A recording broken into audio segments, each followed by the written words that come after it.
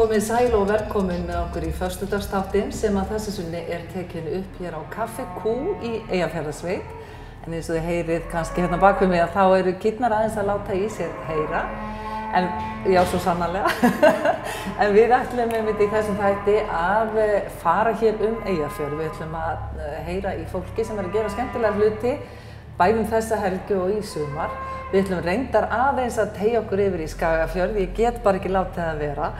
En við ætlum að byrja hér með vertunum, reyndar bara öðrum þeirra, Cecilia. Takk fyrir að taka mót okkur hérna á Kaffi Kú. Hvort það kaffi eða kýr sem skipta meira máli hérna? Það skiptir bara jafn miklu máli. Já. Það þetta vinnur svo vel saman. Sem sagt kýrnar og kaffið. Hvernig þá?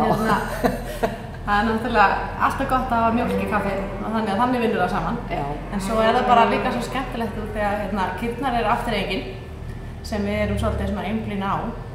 Og svo getum við boðið upp á kaffi og kökur og svo miklu meira í dag því að við erum búin að breyta staðnum töluvert og erum komið með svolítið miklu meira svona af mat og að selja hamborgara og gúllasúpuna eins og við erum með áður en svona aðeins með breyttu sniði og svo erum við líka með pottrétt og carpaccio og svona ýmislegt. Já, þannig við erum að nýta... Já, við erum að nýta það óefnið af bílinu í matagerðum. Já, og þú ert nú einmitt bara hér, einmitt vegna þess að þú ert sá snillingur sem kann að matreiða úr þessu. Er það satt sem ég heyrði að þú hefur verið að vinna á Michelin-stjörnustað í Svíþjóð? Já, ég var einn af stjörnustaði í Malmö, Bloom in the Park. Já, til hamingju með það. Já, þakka þér fyrir. Og hvernig er að koma þaðan og hingað innan kýrnar, hráefni sjálft? Það bara rosa fínt sko, þetta var náttúrulega svolítið annar handleggur sko, en samt bara matur alltaf matur og maður þarf bara að hugsa vel um hráefnið og þá þetta alltaf sama hugsunin sem maður reynir að vinna með sko. Og hver er hún? Hvernig gerir maður matinn bestan? Matinn bestan? Það bara þetta klassíska sko, að virða það og sko reyna að halda þessum ferskur, þannig að hérna færðu ekki betra kjöt en hérna og eins og hérna á matseðlinum hér þá reynum við í öllum réttum, svona helstu réttum, þá erum við alltaf að nýta kjötið hér. En hvernig, sko, þetta hefur þróast í gegnum árin eins og bara allt gott gerir, að þið byrjið bara hérna sem kúabændur eða hvað og svo einhvern veginn ákveðið að opna gluggann í fjósið. Já. Hvernig gerist það allt, þú veist? Já, það er ætli að sé ekki bara Einar og maður minn, við rekum þetta saman og pabbi hans, hann er náttúrulega bóndinn og þeir fóru á nýsköpunarnámskeið fyrir 5 árum síðan og þannig svona spratt þessi hugmynd og ég held kannski, og svo náttúrulega það líka ég lærði þjónn og búin að vinna í þeim geira í 8-10 ár cirka og það kannski var til þess að, þú veist, við höfðum svona hugrekki í að gera eitthvað svoleiðis, en eins og þú segir, þá höfum við gert þetta mjög hægt og rólega, þetta svona, í dag erum við svona búin að taka stóra skrefið, með þessum breytingum og við erum komið með Reynir sem er náttúrulega bara himnasending að fá til okkar. Hvernig galdrar maður til sín svona flottar kokk, segir það?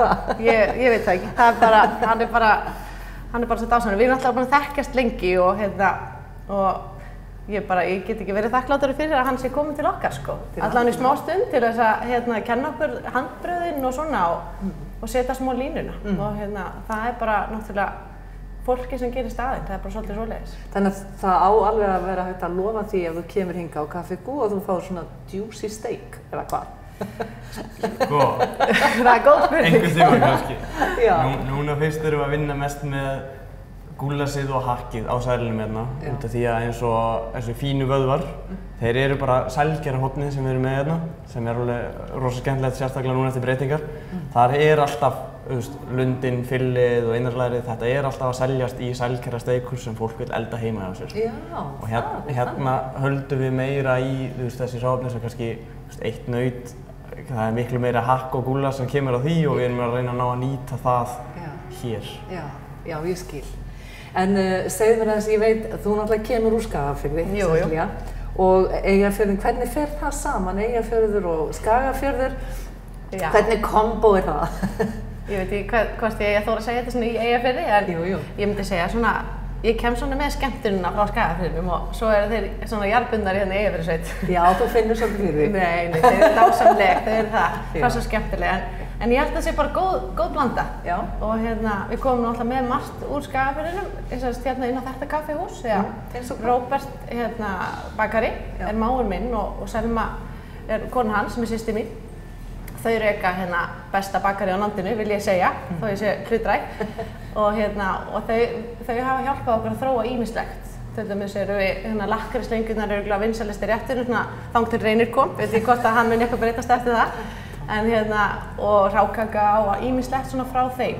Og þau baka, eða hann, Róbert bakar fyrir okkur líka hamborgarbrauðin, þau eru svona pínu sérbökuð. Og beiglur og svona sem við erum með í dag, þannig að þetta blandast vel saman. En segðu mér afþreyingin, hver er hún þá? Já, sko afþreyingin er náttúrulega að kíkja á kýrnar og sjá hvernig þetta allt fungerar í svona fjósi sem er bara automatískt og allt gerist bara með aðstoð tækninnar. Ég sé að þær labba bara inn og út og... Já, þær labba bara inn og út eins og þeim hentar og svo eru 5 róbótar og þær eru skanga lausar allan daginn og Eru þær hamingjusamar, finnst þér? Já, svo segir bóndinn. Það heyrist lítið í þeim og það er víst gott merki og lítill dýra lækniskostnaður og þannig að ég samt ekki sérfræðingur á þessu sviði, ég viðurkenni það, en ég fæ alltaf ferskustu fréttirnar á morgnana hvaða kálfur hver var að bera og svona, alls konar svoleiðis. Þannig að maður aðeins detta inn í sveitalífið.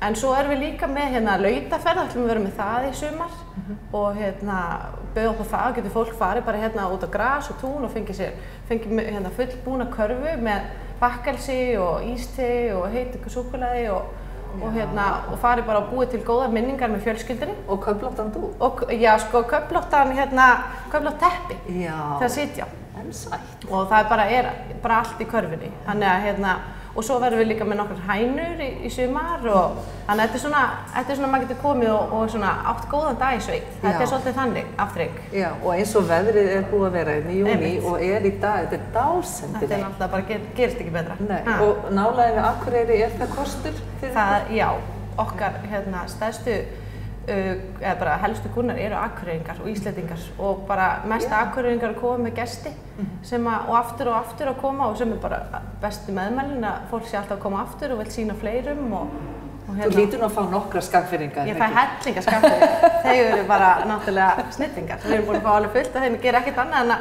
knúsa fólk að koma hérna og það gerist ekki betri vinna en það. Gaman. Við ætlum að fá að vera áfram í föstudagsþættinum og ég veit að ég á eftir að fá gott íste og kaffi. En við sjáumst hér eftir smá stund.